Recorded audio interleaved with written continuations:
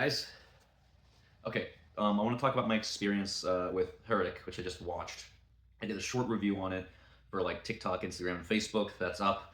It's a spoiler-free review, so if you don't want to be spoiled, I definitely recommend not watching this. I'm gonna try and not spoil anything in the beginning of this video, and then obviously as it goes, I'll fix it up. But damn, this movie had so much going for it. I want to kind of just give the spoiler-free stuff first. I had a whole section where I wanted to talk about the trailers I saw, but who gives a fuck about the trailers? Now, with this movie, I'm going to start off with positives for this. It was a really good movie in terms of its dialogue and its acting. Like those were solid. Hugh Grant, I love seeing him. I loved him in The Gentleman. For those of you who don't know anything about Layer of the White Worm, like that was an older movie from the '80s. He was really good in that with him and one of the doctors. Shit, Peter Capaldi, yeah, from Doctor Who. They were good. I like the dialogue. The dialogue, it's a heavily dialogue-driven film, and a very Tarantino-esque style to it, and it's a very thought-provoking movie. I love it all. There's so much good about it, but the third act is where it falls apart for me. I'm expecting this certain type of climax, and we get just this like, oh, that's what we just went through all this for. Like, come on, it had good moments. It was most of it was good moments. Like most of it was a good movie. Um, but where my rating went from like an 8 to last night when I reviewed it, I gave it like a 6.5 on my quick review. But I think I'm gonna just bring it back up to maybe just a solid 7. But like, it had potential to be one of the better horror movies of the year. And there's actually that's another problem this had going for it. There were so many good horror films this year that Heretic is kind of in that like underwhelming vibe. I'm sure I'll like it more once I watch it again. I need to watch it again. I do want to watch it again. My wife wants to watch it after I was explaining it to her.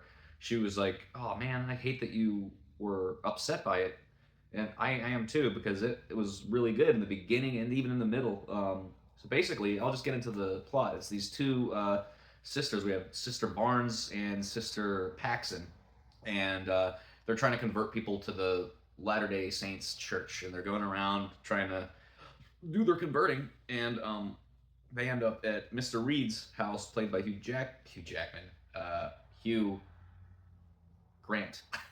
Yeah, goes to Hugh Grant's house, and something's already off from the second they get there. He's too friendly. He's too polite.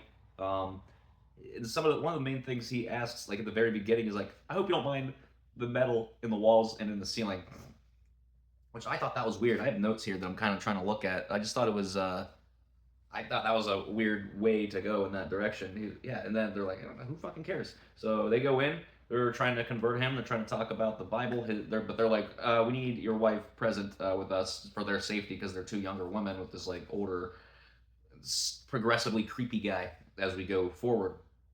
And man, there's so much good dialogue in this. Like his iterations on comparing like different versions of Monopoly to different versions of like religion we're talking about like Judaism and all that, and they're all different iterations of, and it's just like a metaphor for how Monopoly was originally something called the landlord's game, which was designed and made by a feminist back in the day, and then some man took the landlord game and rebranded it for his own. So his whole thing's like, so which one is the true religion? That's like kind of where this whole thing ends up going, and it's like, whoa, okay, now we're getting into some weird territory, and I'm expecting this like Cthulhu-esque type of ending. And the ending we get in his philosophy, he's a theologist, so he studies religion, and he's got a lot of good questions. And then, like, it's really cool that the Sister Barnes starts kind of fighting back with words. There's not really action in this movie. Like I said, it's a very dialogue-driven movie, but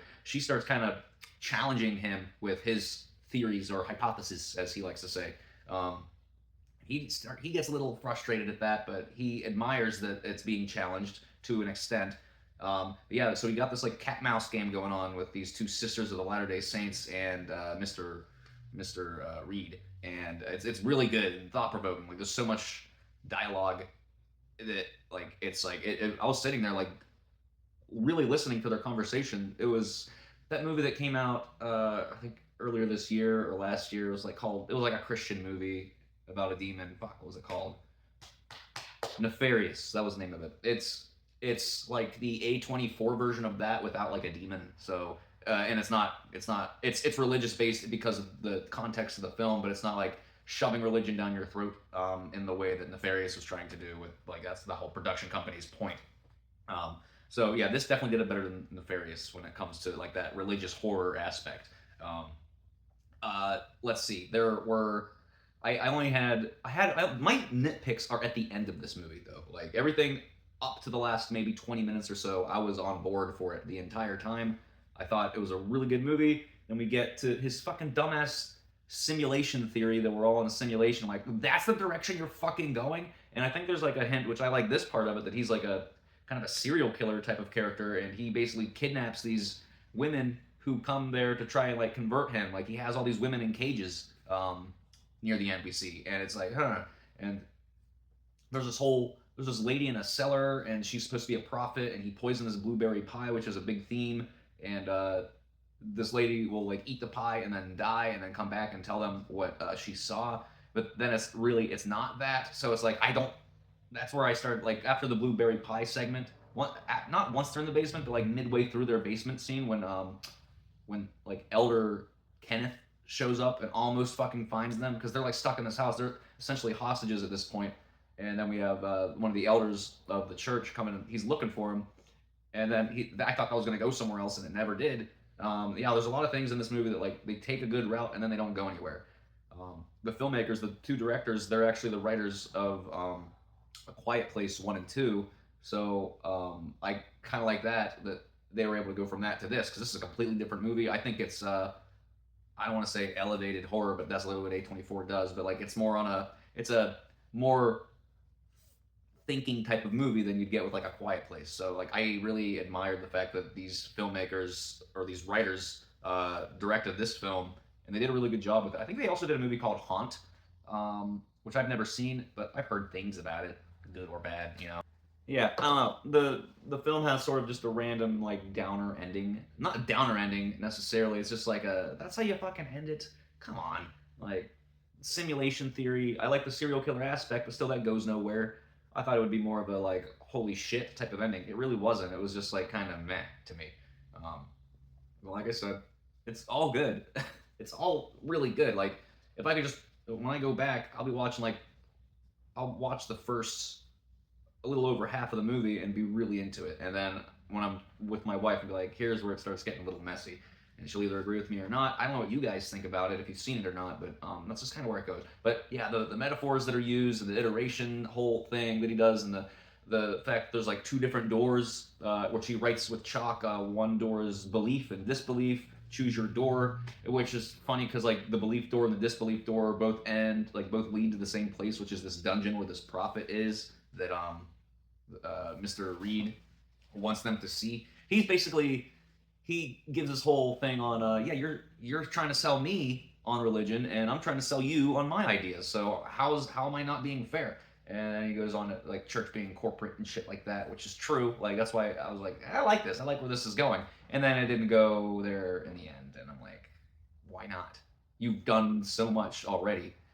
Overall, it's a good movie. Would I own a physical copy of it? I don't think so. I would probably buy it like digitally, but that'd be it. I wouldn't go out of my way to watch this in theaters again anytime soon. But as soon as it is of it, my cat is tweaking. As soon as it is available either on streaming or digital, I'm going whichever one comes first. I will be getting it because I do. Are you? So as soon as this movie is out, available streaming or on digital, I will be either purchasing it or watching it again. Like I said, I gave it a 6.5 last night, but after I've had time to kind of think it through, I'm just gonna give it a solid 7 for now. Let me know what you guys think in the comments below. And if you like my reviews, like and subscribe and hit the notification for updates whenever I do another video. And also you can follow me on my TikTok at BennyP1010 or find me on Facebook or Instagram. Yeah, that's all I have to say about this movie for now. I will see you at the next review.